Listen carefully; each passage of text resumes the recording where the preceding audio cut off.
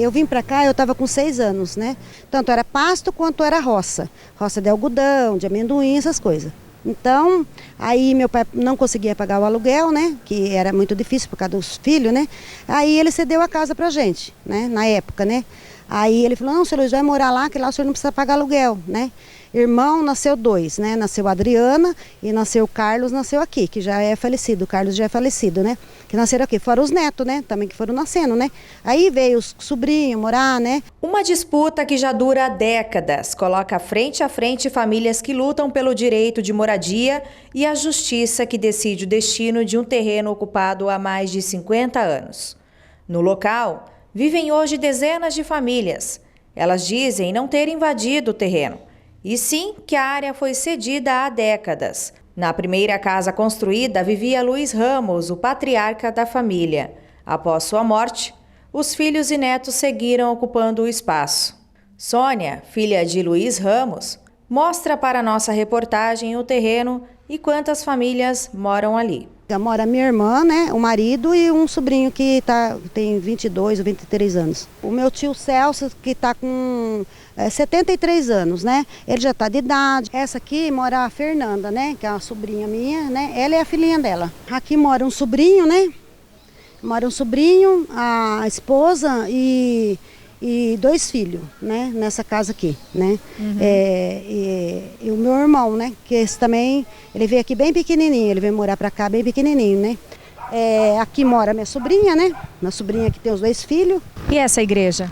Essa igreja, ela foi construída já há quase 20 anos, né, que ela tá aqui. Então, é uma igreja evangélica, né, que vocês estão vendo, e é para o povo daqui, né. Quantas famílias no total tem aqui nesse terreno, dona Sônia? São 8 famílias, né, com criança, né, já pessoas idosas, né. Vera Lúcia ainda vive na casa original. Nessa casa aí tem uns 40 mais ou menos. Mora a senhora e quem? Eu, meu companheiro e meu neto. Tem minha menina que tá com 38 anos. Foi nascida aqui também, né? E foi tudo criado aqui. No mesmo terreno mora a sobrinha, Jamile Andressa, que vive ali desde que nasceu e hoje já tem filhos. Eu nasci aqui, né? Aqui. Aí 18 anos fiquei lá e mudei pra cá.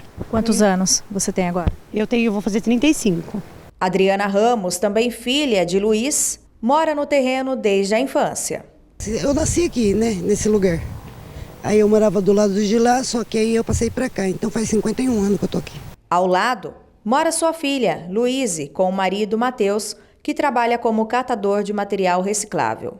A gente não quer dinheiro, só uma casa mesmo, pra gente poder estar morando, porque hoje o aluguel tá super caro. E além, né, vai pagar aluguel, água, força, luz e comida. Então, pelo menos, tanto tempo de luta e a gente merece, né, uma casa, né? E você? Porque a gente aqui não tem água, né? Poço, não tem uma rede de esgoto certa, né? Então a gente queria pelo menos um lugar para a gente estar colocando a nossa família para num conforto melhor, né? Porque a gente tem muito risco de escorpião e outros bichos também, né? O patriarca Luiz Ramos morou no local até a sua morte. Depois disso, os filhos deram continuidade à ocupação. Esse aqui é o mapa que o meu pai fez na época, tá vendo? Aqui consta o nome do meu pai, ó, tá vendo? Luiz Ramos, né? A data, né, que foi feita. Então, essa parte aqui, ó, tá vendo? Que pega lá de cima, essa parte aqui, ó, que o Jairo dividiu, entendeu? Ele fez o quê? Ele pegou essa parte aqui, né? E essa parte aqui, ele passou para a prefeitura. Essa terra aqui, é nossa, já foi transferida, né? Então, eu acho que isso tudo é injusto, né?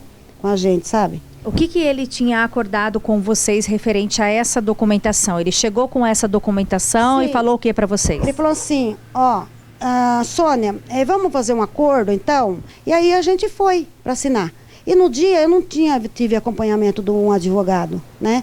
Então a gente acabou sendo prejudicado, porque ele usou essa documentação contra a gente no processo. 120 mil, né, para os agregados, né? A gente vai falar assim, agregado. Para os agregados e para os que consta como herdeiro, né?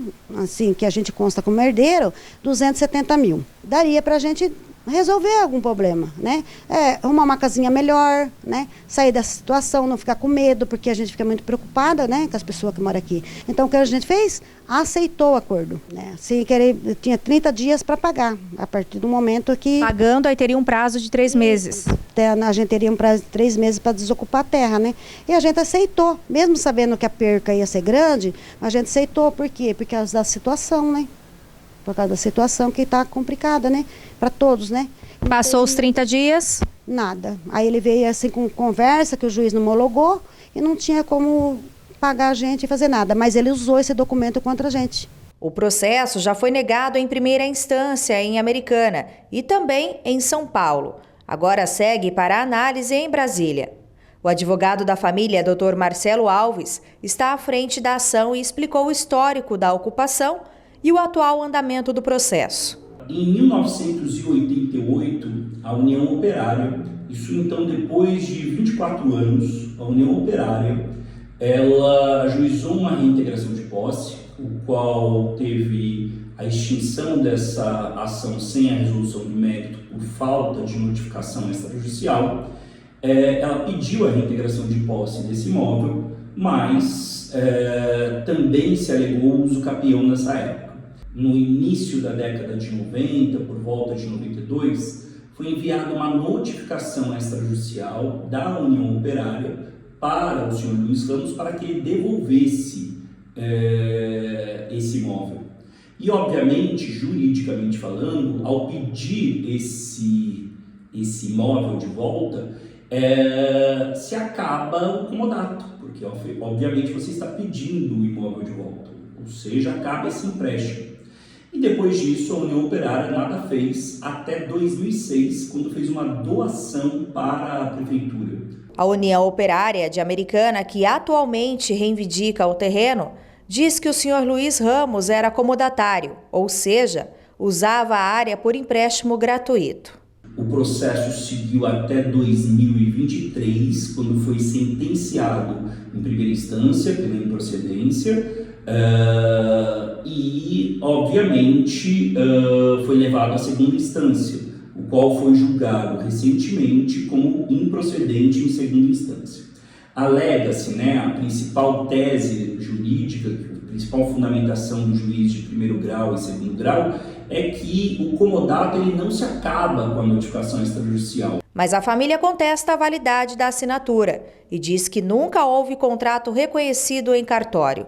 E nós, obviamente, estamos recorrendo para o STJ e para o STF para que essa tese seja validada, ou seja, para que se confirme que houve, de fato, a posse mansa e pacífica depois dessa notificação extrajudicial. E esperamos, além disso, que a Prefeitura tenha sensibilidade em relação a esse direito social. Em nota, a Prefeitura informou que a área é de titularidade municipal e que o processo de uso capião segue em tramitação.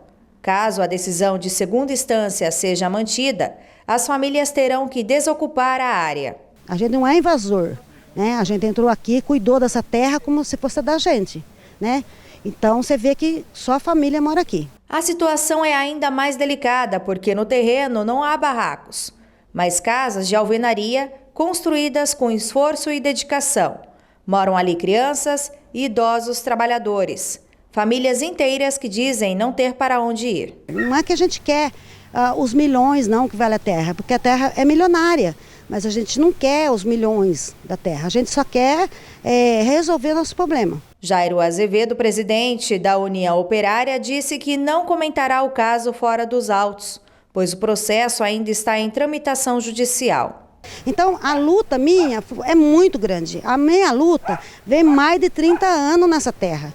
Eu e meu pai, a gente vivia atrás de advogado. Foi vários advogados que passou por aqui. Enquanto a decisão final não sai, essas famílias vivem entre a incerteza e a esperança. Para elas, não se trata apenas de posse ou papel assinado, mas da vida construída com dignidade, tijolo por tijolo. A confirmar isso no STJ e no STF, significa dizer que essas famílias que viveram a vida inteira lá, que viram seus filhos crescerem, que viram seus netos crescerem nesse local, serão despejados sem um mínimo de dignidade, um mínimo de condições mínimas para poder morar em outro lugar, para poder comprar uma nova moradia. Andressa Oliveira, para a TV Todo Dia.